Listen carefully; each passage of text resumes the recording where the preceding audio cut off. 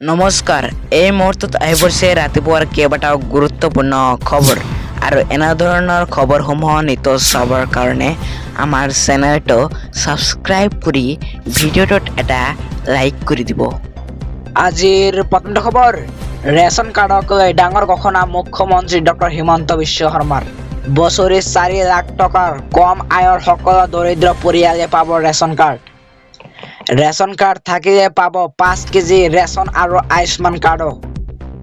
আয়ুষ্মান কাৰ্ডৰ জৰিয়তে লাভ কৰিব বছৰি 5 লাখ টকাৰ চিকিৎসাৰ সুবিধা। ৰেচন কাৰ্ড থকা লোকে পাব জীৱন বীমা আৰু দুৰ্ঘটনা বীমা। তদুপৰি অৰুণোদয় আঁচনি আৰু উজ্জ্বলা সংযোগ আঁচনিৰ সুবিধাও লাভ কৰিব। ৰেচন কাৰ্ড বিতৰণ অনুষ্ঠানত এই ঘোষণা মুখ্যমন্ত্ৰী ডক্টৰ হিমন্ত বিশ্ব শৰ্মাৰ। আজিৰ পৰৱৰ্তী খবৰ, ৰাজ্যৰ লাখ লাখ লোকৰ বাবে ডাঙৰ খবৰ, শীঘ্ৰেই কৰক এই কাম। মাত্ৰ 55 টকাকৈ জমা কৰিলেই লাভ কৰিব 3000 টকা।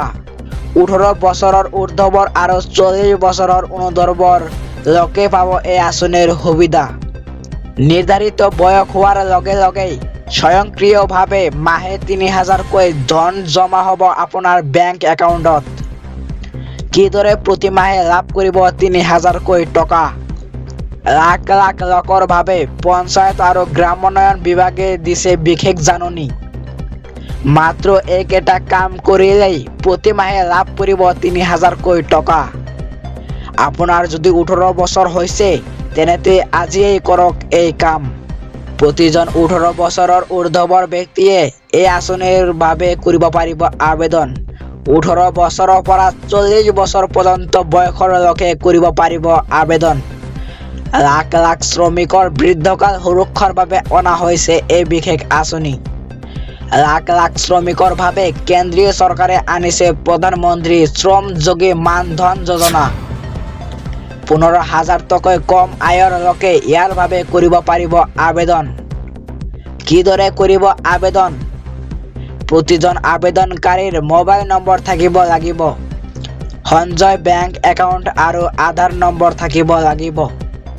জন ধন যোজনাৰ একাউণ্ট ব্যৱহাৰ কৰিও কৰিব পাৰিব আবেদন। কিদৰে লাভান্বিত হ'ব এই আঁচনিৰ দ্বাৰা? 60 বছৰ বয়স হোৱাৰ দিনটোৰ পৰাই আপুনি লাভ কৰিব পেঞ্চন। প্ৰতি মাহে 3000 টকা লাভ কৰিব আবেদনকাৰীয়ে। পেঞ্চন লাভ কৰি থকাৰ সময়ত যদি হিতাধিকাৰীৰ মৃত্যু হয় তেন্তে পত্নীয়ে এই পেঞ্চনৰ 50% লাভ কৰিব। ৰাজ্যৰ লাখ লাখ লোকৰ বাবে কেন্দ্ৰীয় চৰকাৰে আনিছে এই বিশেষ আঁচনি।